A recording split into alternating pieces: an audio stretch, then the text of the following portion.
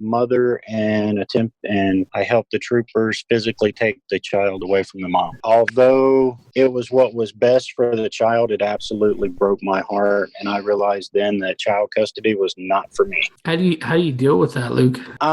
You go home and you hug your kids a little bit tighter and a little bit longer, and you move forward. I know it was what was best for the child, but it still was just heartbreaking. And I even tear up now sometimes when I think back to that child screaming and yelling, wanting his. You're listening to Process Server Daily, the show where hustle meets strategy in the high-stakes world of process serving. From elite pros to the new servers taking massive action, these are the voices of a rising industry. Hosted by the founder of 123 Legal Support, Mighty Mike Reid. This is your backstage pass to building a profitable process serving empire. Let's get into it. We are joined by the owner of Alaska Investigation, located in Palmer, Alaska. He started out his career in the Army Reserves and transitioned into private investigation in 2001. Since then, he has owned and operated numerous investigative agencies across the country. Luke Smith, welcome to the show. Thank you, Michael. Glad to be here. Excellent. So, Luke, tell us a little bit about how you got started in the industry. About 16, 17 years ago, a friend of mine was a police officer in Mississippi. He invited me to go do some surveillance with him on some private cases that he was doing, and I fell in love with it. And so the investigations morphed into process serving, and so now I do both. That's excellent. So do you remember your first job, your first investigation job? My first investigation job, I remember it very well. It was a cheating spouse, and I lost the husband in like the first block of trying to follow him. But you've learned a lot since then, right? I have learned so much since then.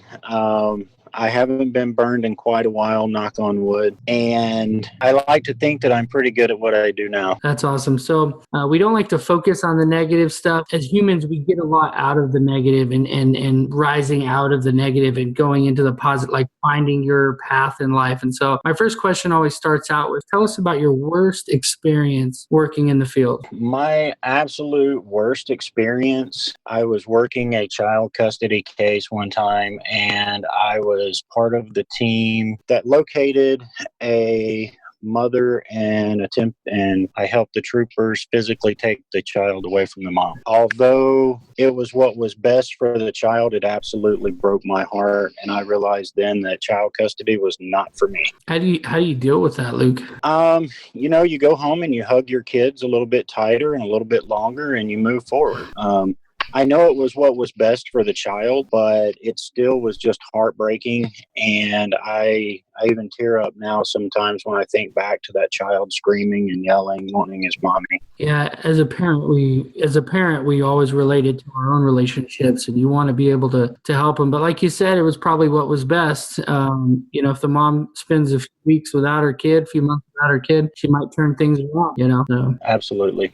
Luke, what do you want Server Nation to take from your story? What I want Server Nation to take from that particular story is just do right by your kids. Yeah, just be good parents. That's awesome. Yeah, being good parents is a great thing. And so you can, being in this job, one of the beautiful things about this job is you get to see the worst of the worst, and you know where things could go. And I don't know, in some respects, it makes you happier, It does. Let's go to the positive now, Luke. Tell me about your greatest experience working in the field. I tell you what, I did a job a couple of weeks ago, and I followed a gentleman to a restaurant, and I sat down at the bar 2 people away from him, and I videoed him eating lunch. And then I followed him to his hotel. 6 hours later, I followed him to another restaurant where I sat right next to him at the bar, and we had dinner together. Wow. And then I followed him back to the hotel, and I rode up the elevator with him to find out which room he was in the hotel. And that particular job, I think I pushed it to the limits just to see how far I could go, and it was such a satisfying feeling because he never had a clue I was even there watching. So I'm going to sound like a total noob, but did you feel like a CIA agent or something? Every day. That's awesome. No, I feel that way every day. What I take most from your story is enjoy what you're doing and, go after it. What do you want Server Nation to take from your greatest experience? Take a few risks. Ask that person that you're following to hold the elevator for you. And if you're trying to find someone and serve someone, ask questions. People love to talk, and they will give you just about all the information you need if you sound like you are supposed to have that information. Interesting. So I've heard it said before that you ask a question, not a direct question, but a related question that some stranger might actually ask. Absolutely. That's a pretty cool, would you guys still call that sub rosa? Yes. Okay, cool. Look at me knowing all the terms. Okay. So Luke, tell me what you're working on right now that you're most excited.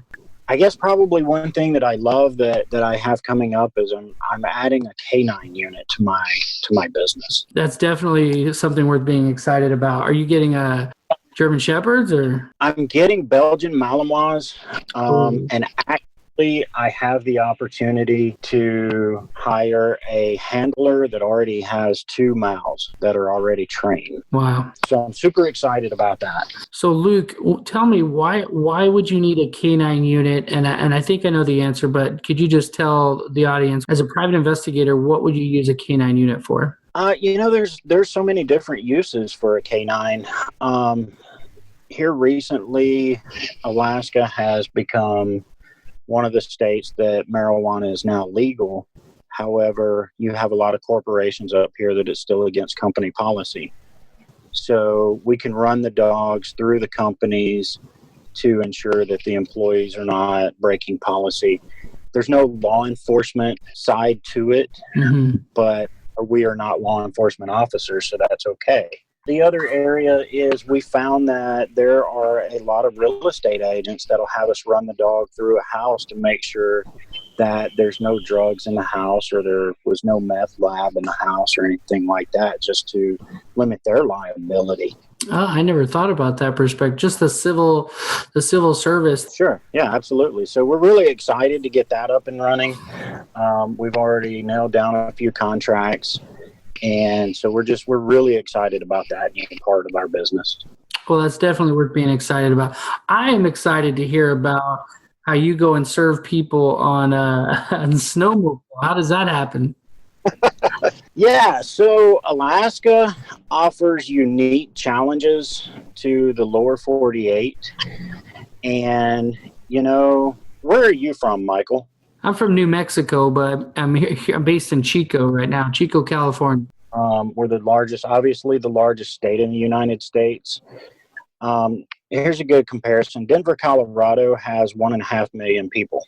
Alaska, there's 700,000 people.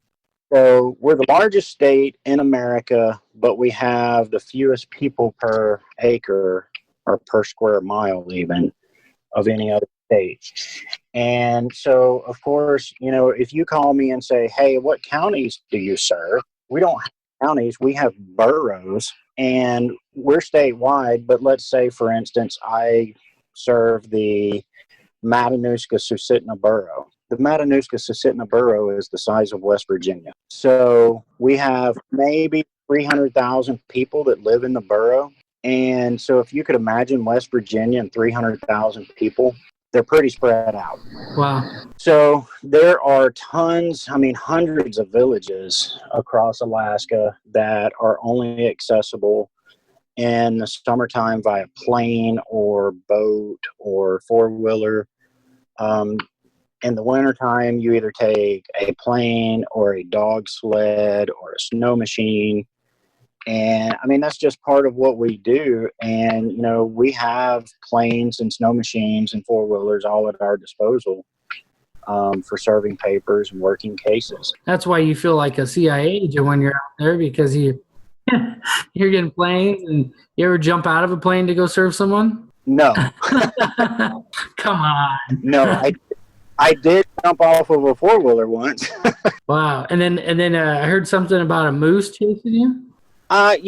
We have wildlife scattered across Alaska, and inside the city of Anchorage, there's a very large population of moose. I've been chased by moose. I've turned corners and been staring a moose face to face, and you just slowly back away. You don't need that 1,800-pound animal trying to trample you. We have bears that you have to deal with sometimes. So obviously everywhere we go, we're armed to the teeth, ready for really the wildlife, not the people. But yeah, I've been chased by moose. Never been chased by wolves, but I felt them kind of breathing down my neck, if you will. Mm-hmm.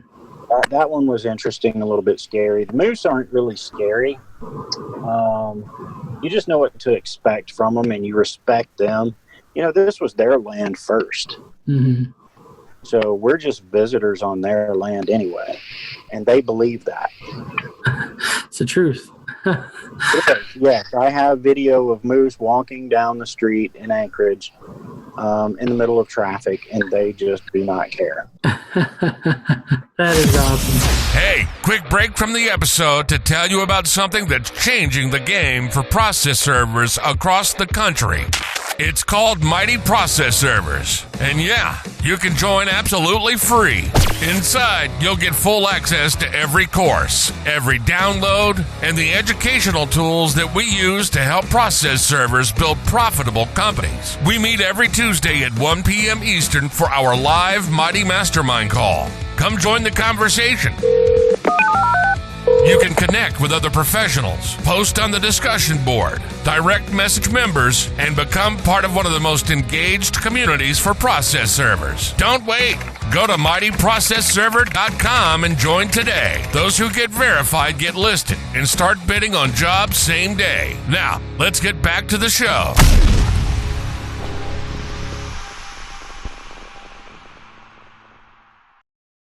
Welcome back to the show. Luke, are you ready for the rapid fire round? I am, Michael. What is your favorite skip trace tactic? I imagine it's got to be a little bit different in Alaska. My favorite skip trace tactic is going and asking the wildlife if they've seen my skip. You said asking the wildlife? I had to think about that for a minute. I was like, did you just say ask the wildlife? My favorite skip trace tactic, I think pretending to be a guide. Oh. Because there's so many fishing and hunting guides in Alaska that you can call just about anyone up and say, hey, I'm a guide and I'm looking for this person. They booked a thing with me and I'm just trying to confirm, and they will tell you where they're at, where their mom and dad are at, how to get in touch with them, what they drive, when they come home. They'll give you everything, because up here hunting and fishing is a big business and it's a big deal. So who do you call for that? The skip that I'm looking for. Oh, you call the person. Oh, wow. Or their family members. Oh, wow. So they're like, yeah, oh, you're a guide? Yeah, let me get him over here. What's the incentive for them to help you, though? They're like, because it's their friend or family, and they want to connect them to the guide? So many people up here need to hunt and fish just to feed their family. It's a subsistence thing. So maybe this isn't the best wording, but I prey on that a little bit, if you will. Oh, yeah. Yeah, that's awesome. I mean, hey, we manipulate things all the time. People say, hey, what are you doing stalking that girl? I go, oh, that's my job. That's what I do. What is your favorite tool for defense? I know you said you're armed to the teeth. What does that entail? My favorite tool for defense depends really on where I'm going and what I'm doing. I always carry a firearm everywhere I go. I am a certified firearms instructor, but if I'm going out to some of the remote locations, I'll carry a shotgun along with my sidearm. I do carry concealed when I'm in most areas because I don't want to approach people looking like law enforcement. Yeah. And, in Alaska, everybody carries a gun. It's legal to carry a gun here, concealed or otherwise. And so everybody has one. So even people walking around showing their sidearms, it's not really that big of a deal. My personal preference is to keep it concealed, though. But if I'm going, like I say, out to remote locations, I'll carry a shotgun, mainly for bear protection. Well, that's awesome. That's some cool defense. So what kind of pistol do you carry? I carry a Glock 19 9mm. Luke, what book would you recommend? What book would I recommend? From guns to books. I know a couple of different people that have written books, and one is a skip trace queen. Her name's Valerie. She wrote a book, Skip Trace Secrets. That's a very, very good book. And then also another friend of mine, Kimberly, wrote a book about process serving and mayhem. And she's got tons of funny stories in those. I can't remember the exact name of that book, though. That's okay. I'll look them up and I'll link them in the show notes. Anybody who's interested can go to processserverdaily.com/Luke, and they'll see all the show notes word for word and the links and everything. So perfect. Luke, what is the greatest advice you've ever received? I think the greatest advice that I ever received was be professional, be respectful, and be ready to take care of business regardless of what that is. To close our this awesome episode, can you tell what parting piece of advice would you give the servers out there that are maybe they're struggling, maybe they're new, maybe their business is circling the drain and they don't know what they're doing wrong? What advice would you give them? My advice to all the servers out there across the board is be professional. Do not be judgmental. We don't know what people's stories are. Do what you say you're going to do in a timely fashion and hang in there and just keep pounding the pavement. That's awesome. So if you had to start your business over again, Luke, how would you, what would be the first thing you would do? I would go get a job somewhere. So you would work for another company? If I had to start my business all over again, I think I would probably have made a lot of contacts prior to opening my business, because in this business, that's what is very, very important is your contact. That's perfect. They say your net worth is your network. Build your network and you'll grow your business. Absolutely. Luke, what is the best way that we can connect with you, and then we can say goodbye? You can connect with me through Facebook or my website, alaskaaia.com. So, Luke, I want to personally thank you for coming on the show, man. This has been really cool. I'm excited to share it with the world. Thanks for having me, Michael. That's a wrap on another episode of Process Server Daily, where the legal support industry levels up. Want to grow your process serving business with the best marketing tools, the most engaged community, and the highest ranking directory online? Visit mightyprocessserver.com. Claim your listing. Join our free community. Surround yourself with process servers who get it and build something real. From the field to the courtroom, this is Process Server Daily. Until next time, stay safe out there and live mighty.